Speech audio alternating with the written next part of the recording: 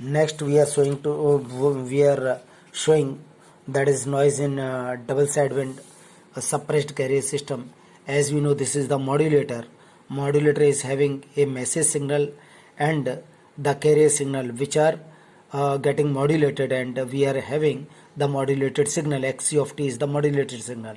This modulated signal is transmitted over the channel, and over the channel, if the channel is distortionless, there will not be any distortion in the Xc of t modulated signal, but it is sensitive to the noise, external noise. So the noise is added to this signal Xc of t. So here the white noise is added, and the Xc of t plus n of t it becomes. But when it is passed through the band pass filter, then this will have the band limited signal, and this band limited signal you can see that will have this structure. Means in the upper sideband and the lower sideband the power will be distributed, and here also in the negative side of the frequency that also will have power distribution. So this will be the band limited signal of the noise.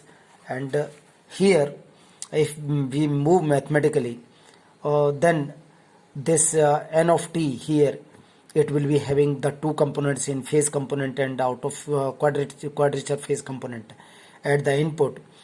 This is the detector stage, and at the detector stage we are multiplying by 2 cos omega ct for the coherent detection purpose, so that the modulating signal or message signal can be taken out from the output of the low pass filter.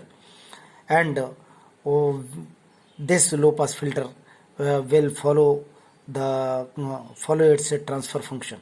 So here we see that Xc of t, we are taking the product of these two signals. So here we have written AC x of t cos omega ct, and y of t, that is input at the detector, that is AC xc of x of t cos omega ct plus n of t, and here n of t has been replaced by nc of t cos omega ct minus ns of t sin omega ct. So if you add it both, that AC x of t cos omega ct and plus this value nc of t cos omega ct minus ns of t sin omega ct.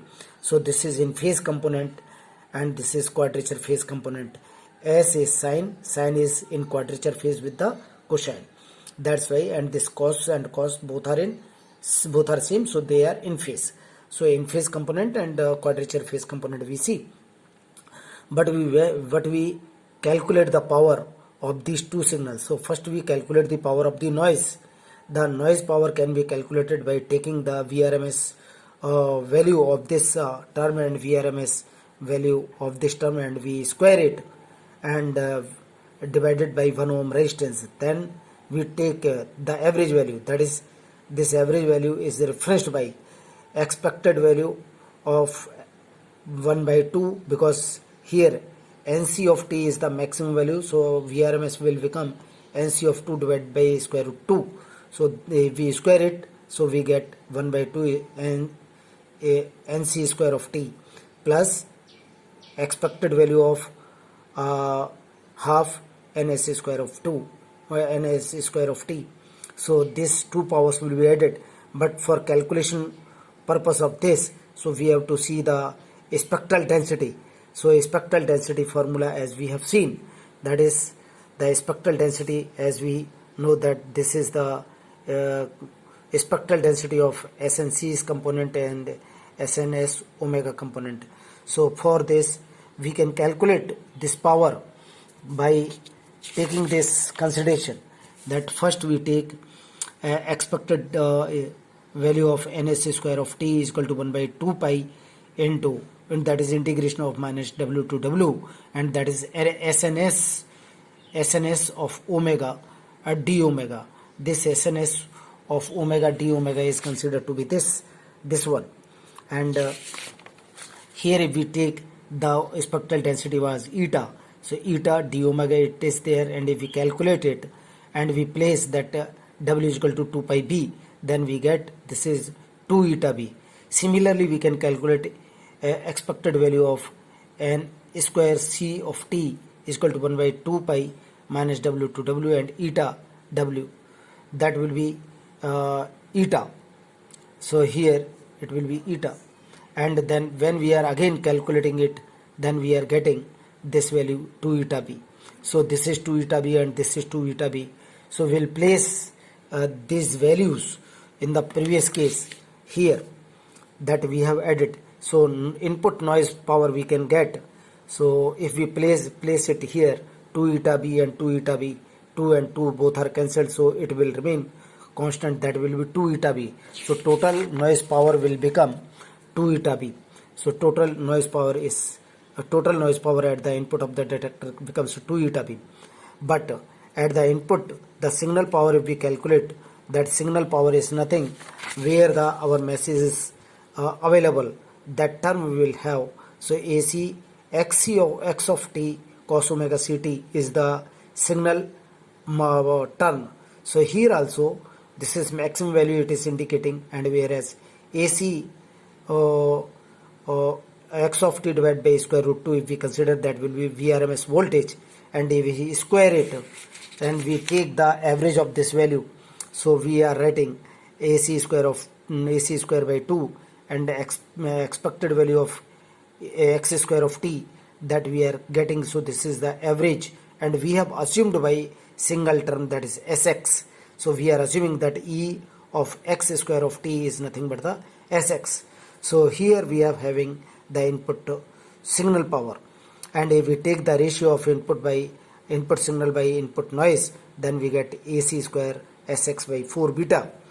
Next we'll consider the signal at the output of the detector mixture. So y naught of t is equal to 2y I of t and cos omega ct. So the detector mixture is this is the mixture, and at this output we are considering the signal. So here we get the output, that is y naught of t is equal to 2 AC. If we are multiplying and we are placing this yi of t with this equation where we have written it, this equation we are replacing it, and when we are multiplying it by the cos omega ct, then we are getting it, that is 2 AC or x of t plus nc of t into a cos square omega ct minus 2 ns of t sin omega ct cos omega ct. So this becomes y naught of t is equal to AC x of t plus nc of t into 1 plus cos 2 omega ct. So cos 2 theta is equal to 1 minus 2 cos square theta. This formula we have placed it here, and minus ns of t sin 2 omega ct we are having. Now this is the output of the mixture stage. But when it is passed through the low pass filter, that time we get the higher frequency terms all will be eliminated, all will be terminated, and only y naught of t will remain of the lower frequency or the lower frequency components, AC x of t plus nc of t. So that mathematically we will have, and if we have the power here, no cos omega ct is available, no sin omega ct is available. That's why it is not the RMS value, it is the just like a DC value. So we'll take simply the power AC Vrms itself, it is there, AC square will take AC x of t whole square we are taking, and expected value average of this value we are taking by considering that E of AC square x square of t. So we have assumed that AC square E of x square of t we have considered Sx. So AC square Sx will be the power, signal power will be there, and as we have already calculated the expected value of nc square of t, that is output noise power is equal to 1 by 2 pi minus w to w eta w. So if we calculate, this again becomes 2 eta b. So S naught by N naught, if we take output ratio, output signal to noise ratio is equal to AC square Sx by 2 eta b, whereas input signal to noise ratio we have calculated to be AC square Sx by 4 eta b.